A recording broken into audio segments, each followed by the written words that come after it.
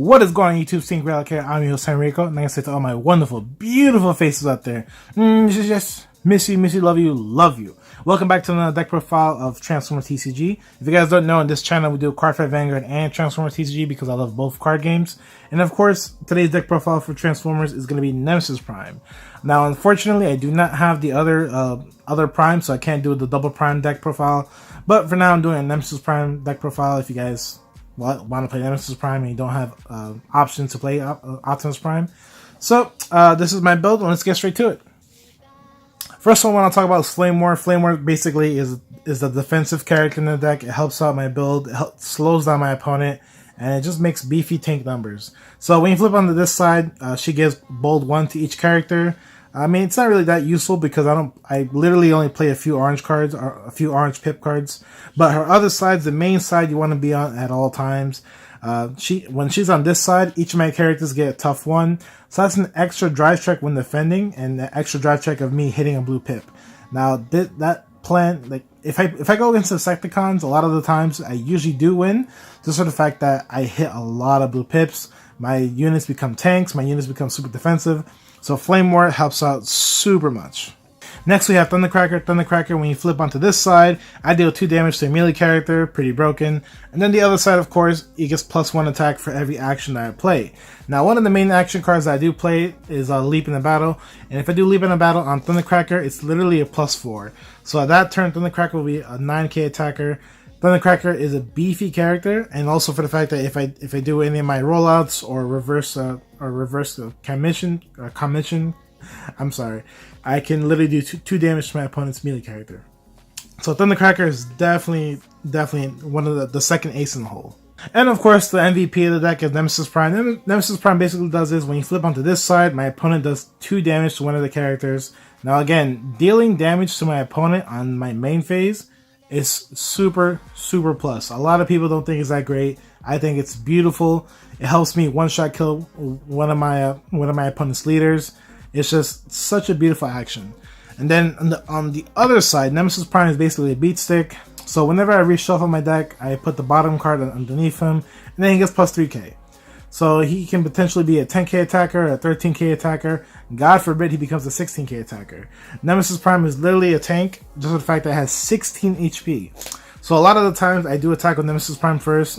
People do take advantage of it, but I'm okay with it just for the fact that Nemesis Prime has 16 health. So if I can make sure Nemesis Prime does live, if I can make sure Nemesis Prime is a beefy tank with high defense, Nemesis Prime is literally the one-shot kill of all my units.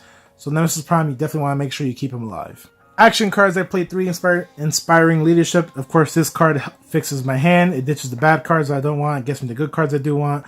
Helps me deck in a lot for Nemesis Prime, and just the fact that if I want to dump some blue pips or orange pips from my hand to the grave, as say for instance Handheld Blaster or Security Checkpoint, if I want to dump them to the grave, I just play Inspiring Leadership, and like I said, it does fix my hand. Our double blue pip, Security Checkpoint. If you guys don't know, when you play this card, both players discard all upgrades from their hand. So let's say for instance I go second and I have no upgrades in my hand, all I have is actions, and God forbid my opponent actually has all 4 upgrades in their hand. I activate Security Checkpoint, they lose their hand. I've done it 2 times where my opponent actually lost the whole hand. I'm like, wow, I think that just won me the game. A lot of the times it gets rid of 2 cards, 3 cards, but if it gets rid of 4 cards, super plus. Next we got Leap in the Battle. Of course, it's a +3k to any unit. If I give it to Thundercracker, it's a +4k instead. Ramming speed. A lot of people are going to disagree with me, just for the fact that it's an orange pip, it's on a blue pip, but I honestly think ramming speed is a guaranteed staple in almost every deck because it helps you control the field. It helps you get back control. A lot of the times my opponent either has a force field, and of course I can't one-shot kill their unit. So if they have a force field, I'm like, alright, ramming speed, get rid of it. Or let's say for instance my opponent has a power sword or flamethrower, or they have an upgrade card that I'm afraid of that might kill one of my units next turn, and I just activate ramming speed. So ramming speed literally helps me keep control of the field, lets me keep control of my units not dying that turn, not dying next turn. We're playing 3 rollouts. A lot of people are also going to disagree with me on this. Rollouts is literally just for the fact that I can transform my bot cards into ult mode, and if I do it that one turn, I can literally do 4 damage to my opponent's units. So again, main phase, let's say both of them on the bot modes, activate rollout, flip both of them, I'm dealing 4 damage to my opponent on the main phase. On the main phase. And then afterwards, I can attack with either Nemesis Prime or Thundercracker. And also keep in mind, if I do activate rollout, Thundercracker still keeps that +1. It does carry over, so instead of being a 4k, Thundercracker is a 5k on this side. So again, rollout, I love it. It's a great card. It's an orange pip and a blue pip. Rapid conversion, we're playing just for the fact that it's a white pip card, and also it helps me flip my characters to either side. I literally play this card for Nemesis Prime or play it for Thundercracker. It's just too good of a card. Literally, it's an action card that can either deal 2 damage to each of my opponents, or it could flip back a Flamewar. Last action card, a lot of people are going to disagree with me on. I do play Repair Bay, just for the fact that Repair Bay helps me control my board. It helps me make sure my units don't die. A lot of the times, people are going to aim for Flamewar or Nemesis Prime. Those are the first 2 options that they're going to go for. So usually when my Nemesis Prime is like at 10 damage or Flamewar is at 5 or 6, I'm like, alright, cool. God forbid I actually don't hit all the blues. God forbid my opponent hits all the double orange pips. Repair Rate does come in clutch just for the fact that that one damage that can heal off helps me survive the next 2 turns. So Repair Bay actually does help out a lot. Just for the fact that, again, this whole build is meant to make my characters pretty beefy and tanky in defense. So Repair Bay, I do play 2 of it. Would I bring it down to 1? Possibly. But I like to keep it at 2. It's working out perfectly fine. Now for our next weapon, we have Primary Laser. Of course, it's a blue pip. Also, it's plus 2k attack. It's pretty basic card, doesn't really do anything special. It helps out my Flamewar become a 5k attacker, it helps out my Nemesis Prime be a 9k attacker, or it helps out my Thundercracker be a 7k attacker. So Primary Laser is literally just there for the plus 2 attack. Also, it is a blue pip. One of the best upgrades in this build, of course, is Energon Axe. Unfortunately, you can only put it on damaged characters, but it gives it plus 3 attack and Pierce 2. So a lot of the times I put Energon Axe on Nemesis Prime, making Nemesis Prime a 10k attacker, or I put it on Flamewar, making Flamewar a 6k attacker. So Energon Axe, it's such a good card. I love it. It's better, in my honest opinion, it's better than the Flamethrower.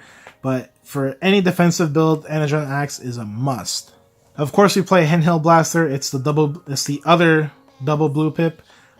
Not much to say about it, just the fact that it just helps out my draft checks. My defensive drive checks be more defensive. Reinforced Plating, such a good card. It helps me get 2 more drive checks when defending. So usually when I put this on Nemesis Prime or I put it on Flamewar, it just makes sure my opponent's attack is useless. At one point, I had my opponent attacking for 13 damage. I put this on Nemesis Prime. Nemesis Prime, I had 5 drive checks when defending. I hit 2 blue pips and all blue. So literally, at one point, Nemesis Prime was 9 defense against my opponent's 13k attack, which that turn I only took 4 damage. Now, a lot of people are going to hate me for this. I do play Improvised Shield. It is a double orange pip. I know a lot of you are going to hate me for this, saying, why are you playing orange in this build? You should play all blue, focus on all blue. The main reason why I play Improvised Shield is literally just to surprise my opponent. A lot of the times when my opponent takes attacks, they're like, oh, I'm not worried. So usually they don't really set up to be defensive, they just set up to be aggressive. They don't care if I hit all blue, because they're assuming I'm going to drive check all blue pips. So whenever I attack with Nemesis Prime, my opponent's like, oh, okay, I'm only going to take 7 damage this turn. I'm like, alright, cool. So when I start flipping over my cards and they see Improvised Shield, and they're like, what? Why are you playing double orange? That's super bad. Yes, I completely understand. The main focus is for this build to be super defensive, but I also want to put in a little bit more damage, and this catches my opponents off guard a lot of the times. So with Improvised Shield, I love it. It's a great card. Usually I have it in the graveyard because Inspiring Leadership helps me ditch it, but worst case scenario, God forbid, if I have no upgrades in my hand, I actually put this on one of my characters to give me tough one. Next, we have 3 Force Fields. A lot of people are going to ask, why are you playing Force Field in a defensive deck? The main reason why I play Force Field is to make sure none of my characters get one-shot killed by another Prime. So, if you guys don't know, Double Prime is basically the meta deck. Double Prime, they have big numbers. Nemesis Prime could be a 10k, 13k, 16k. Optimus Prime could be 11k or 10k. And those are pretty big numbers. And not all the time I can hit double blue pips. So with Force Field, it just makes sure that my characters don't get one-shot killed. It helps me know that my characters can't die next turn. So again, Force Field is mainly just there for the mirror match against any Prime. Next card, we play Crystal. A lot of people are going to be like, why aren't you playing 3? The main reason why I only play 1 Crystal is just for the fact that I'm already playing ramming speed. Again, I like playing ramming speed over Crystal just for the fact that ramming speed, I can get rid of anything on my main phase. Crystal only activates when I attack my opponent, and Crystal only activates when that 1 unit attacks. So of course I can't attack with that 1 unit every turn. I mean, usually I put this on Nemesis Prime because Nemesis Prime is my last unit, or God forbid I actually put on Thundercracker. But Crystal is just there to help me make sure that I can bounce my opponent's force field back to their hand, or it's just there to make sure that I can bounce back my opponent's weapons. And then last upgrade, we play Drill Arms. Drill Arms is literally just here just to get rid of force fields or body armor. And the effect of if my opponent doesn't have any armor, if I play this card, I do get a +1. So I would play 2 of it. Right now at the moment, I don't have any space for a second Drill Arm, but definitely recommend to play a Drill Arm just for the fact that, again, force field is a trouble card. So again, guys, that's my deck profile for Nemesis Prime. Of course, I'm going to try my hardest to get my hands on the Optimus Prime, so to do a double Prime deck profile. But at the moment, this deck is actually working really well for me. I'm really happy with this build. So far at the moment, I mean, I've been playing against a lot of different builds, and it's working out pretty good. Like I said, the toughest matchup I've had so far is a double Prime deck. Just the fact that Optimus Prime just kills my Flamewar, kills my Thundercracker pretty easily. But Nemesis Prime, so far, this build, I love it. I think it's great. Hopefully you guys can try this build out. I recommend it. And yeah. So if you guys like this video, please hit that like button. If you guys have any comments, leave a comment down below. If you guys haven't subscribed to our channel, I definitely highly recommend to subscribe to our channel. Just for the fact that we will have more Transformers TCG content. I promise you guys we'll have more videos of Transformers. And of course, if you guys haven't hit that bell button, please hit that bell button. Even though I still think it's irrelevant, but since a lot of YouTubers are telling people to hit the bell button, I guess I should tell you to hit the bell button too. So please hit that bell button. And of course, miss you, love you. Deuces.